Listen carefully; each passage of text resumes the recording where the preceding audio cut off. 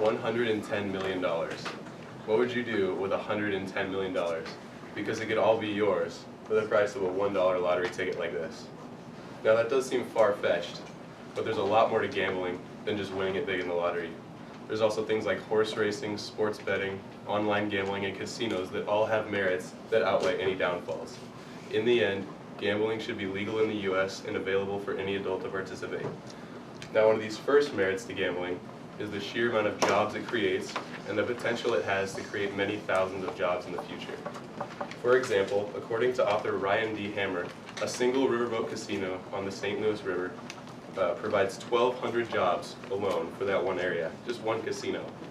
Now, if we step back and look at all the casinos in the entire US, more than 500,000 people are directly employed by casinos. That means that 1 in every 400 adult Americans depends on casinos for their income.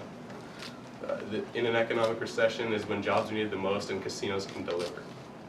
Now, one of these next advantages to casinos and gambling is the amount of tax money that it brings in to state and federal governments and programs. According to the US News and World Report, $330 billion each year was wagered throughout the 1990s, and at the same time, a bill to impose a 35% tax on casinos passed through the House of Representatives. That shows the sheer volume of money being pumped into federal and state programs. In addition, according to the article Gambling from Issues and Controversies, the state-run lottery is the single most lucrative form of gambling in the US. The money doesn't simply go directly to the state, but it comes back to the people of the community in the form of road maintenance, state parks, teacher and educator salaries, and emergency rescue services. Gambling was here for the US during Prohibition and recessions, and now is not the time to illegalize it. Without the lottery, 43 states would lose a major source of income, which would devastate the economy. In the end, with so many positives, you would think there has to be some negatives involving gambling, and some people believe there are. Now, one of these first negatives is the association of gambling and casinos with organized crime. Now, in the 1960s through the 70s, it was shown that organized crime did have a stake in casinos in Nevada, but with tighter ownership and regulations in the past few decades, this has been virtually eliminated. Other than organized crime, there are some other downfalls involving gambling. For instance, it can be hard to collect taxes on certain types of gambling. For example, online gambling, if someone chooses not to pay their credit card debt, it leaves that website with no money to tax and give back to the federal government. In the end, all these things influence gambling's popularity. Now, a decision to illegalize or legalize gambling can't be made without thorough education and research. But I believe that gambling brings more good to the table than bad.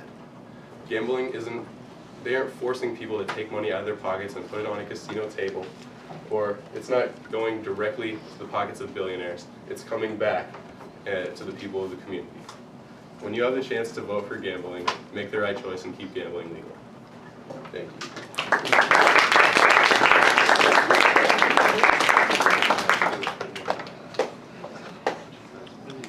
Questions?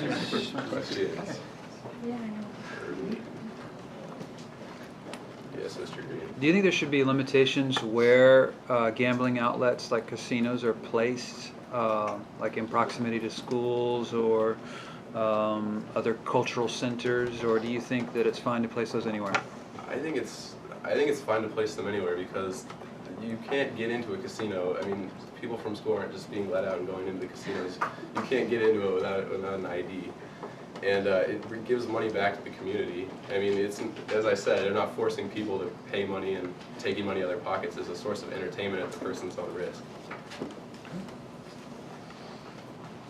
Sophie. So are you advocating that we should keep gambling like at the current state that we have it now, or that we should like open it up and allow casinos to be put like anywhere? Or I'm saying we should keep it and also open it up. We shouldn't be reducing the number of casinos. Not just casinos, but other things like sports betting and the lottery and stuff like that should be expanded. Okay. So wouldn't like opening casinos everywhere, wouldn't that make a lot more people become like addicted to gambling and stuff like that? Well, again, I mean, we're not forcing them to do that. It's kind of them. It's their own choice. I mean, we have alcohol everywhere, and people are going to be addicted to it, but people aren't because they have self-control, I guess. Reese.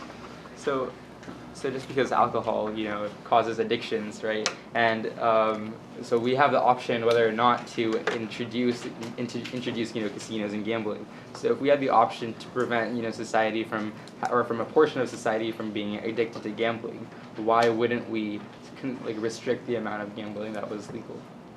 Because if we restricted it, then it would also restrict the amount of money that's going to state and federal programs. I mean, it's all economical. John.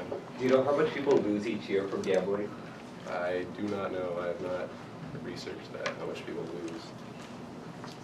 Yes, Reese. So what percent of actual profits from gambling goes back to the communities? Well, in casinos, it varies greatly with different types of gambling. In casinos, I said throughout the 1990s, a 35% tax going to federal governments.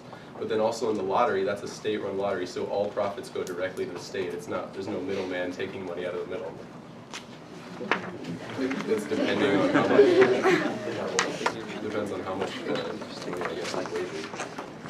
What type of gambling yields the most profit, right? In comparison to like horse gambling or like horse betting? It would definitely not be horse betting, because horse betting it's much smaller than other types like the lottery.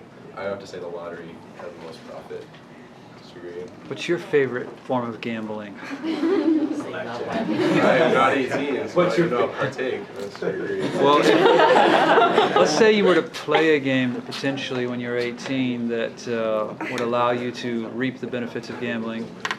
What would you play? Probably casino games, because you couldn't get good at those and have a chance of winning. I mean, the lottery, that's a 1 in a million's chance that you're going to win. So poker?